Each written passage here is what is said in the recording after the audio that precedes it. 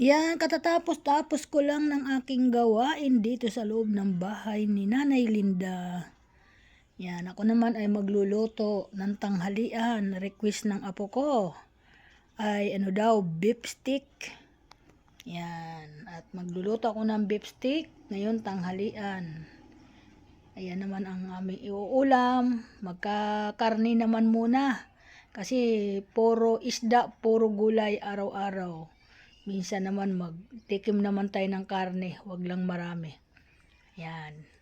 Kaya ginising ko na yung apo ko, sabi ko magbantay ka na sa tindahan at sarado pa ang tindahan natin, wala pa nagbabantay. Ay ako dito maraming ginagawa.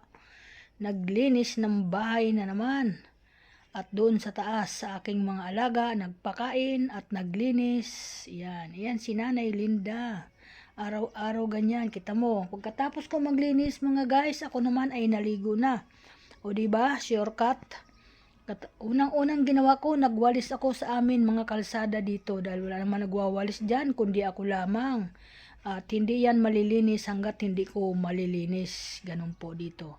Kaya kailangan ako na talaga ay biro mo siguro mga 2 linggo ata hindi ako nakapagwalis dyan. Kaya natambak ang dumi. Ganun po dito pag hindi nalilinis ang aming kalsada. Marumi. Mabuti nga naagad ko yung mga dumi ng mga hayop dito ng mga naggagala.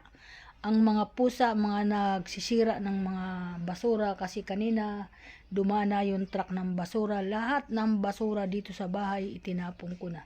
Sa labas, pati kapitbahay.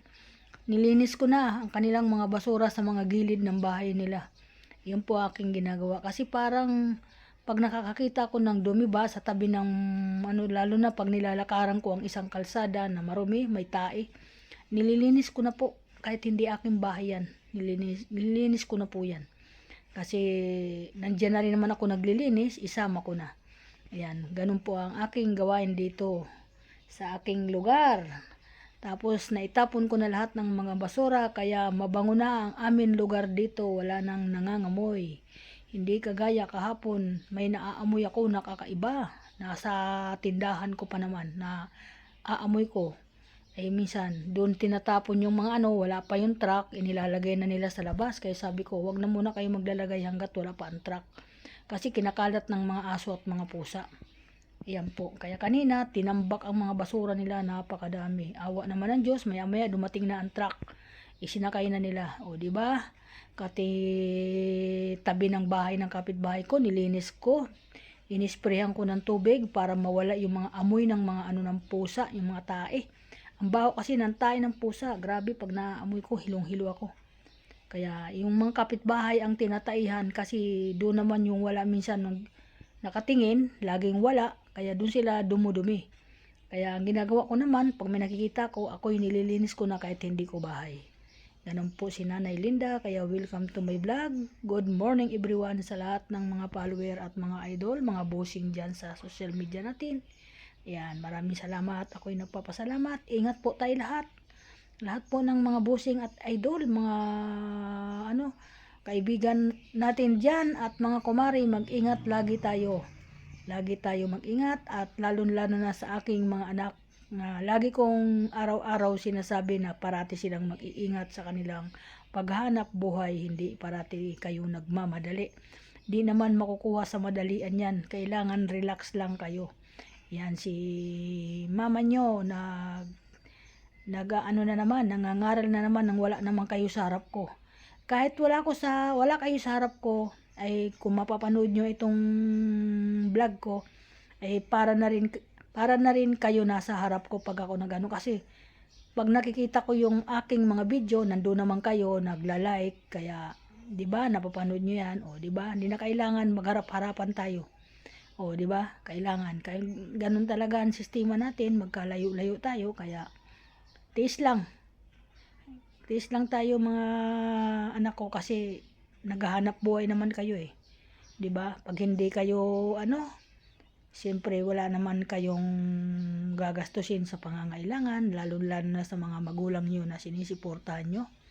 At sa mga kapatid na iba na umaasa din ng tulong at mga pamangkin ninyo, 'di ba? Kay hindi naman pwede na sasabihin nyo hindi ako natutulog ako'y naghahanap buhay, busy ako sa hanap buhay. Tama lang yun mga anak, kasi kayo naman ang binigyan ng Panginoon ng lakas para tumulong sa pamilya nyo.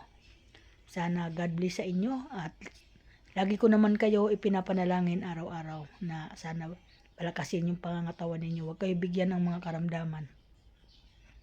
Yan, para tuloy-tuloy yung paghahanap buhay, at parati kayo mananalangin, ang healing po sa ating Panginoon. Yan lang naman po ay yung ating sasandalan, kagaya ng mama nyo.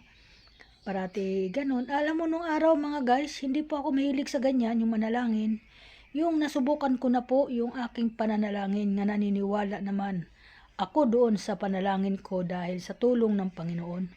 Doon po ako nagkaroon ng lakas manalangin, na hindi naman ako marunong manalangin, pero natuto na lang po ako manalangin sa Panginoon. Ayan. Wala naman imposible, wala naman mawawala kung tayong hihiling ng tulong sa Panginoon. 'Di ba mga guys? Yan, walang imposible. Ang sabi nga, huwag nating kalimutan ang Panginoon. Iyan ang mga importante sa lahat, at makapangyarihan sa buong mundo na tutulong sa atin. Oy, sa lahat po ng mga idol ko, ingat po kayo, lahat po ng sumusuporta kay Nanay Linda, kay San Sulok ng Mundo. Lagi po kayong mag-iingat mga bossing at mga idol. Thank you so much, at welcome to my vlog. Good morning everyone. Yan, good morning, bye-bye. Luluto na naman si Nanay Linda sa tanghalian namin, kasi pag dumating yung asawa ko, mamadaliin na naman ako. Kaya hanggat maaga pa, aasikasuhin ko na yung lulutuin ko. Okay, bye-bye. Ingat ang mga anak ko, ingat ang mga apo ko. Thank you so much, bye-bye.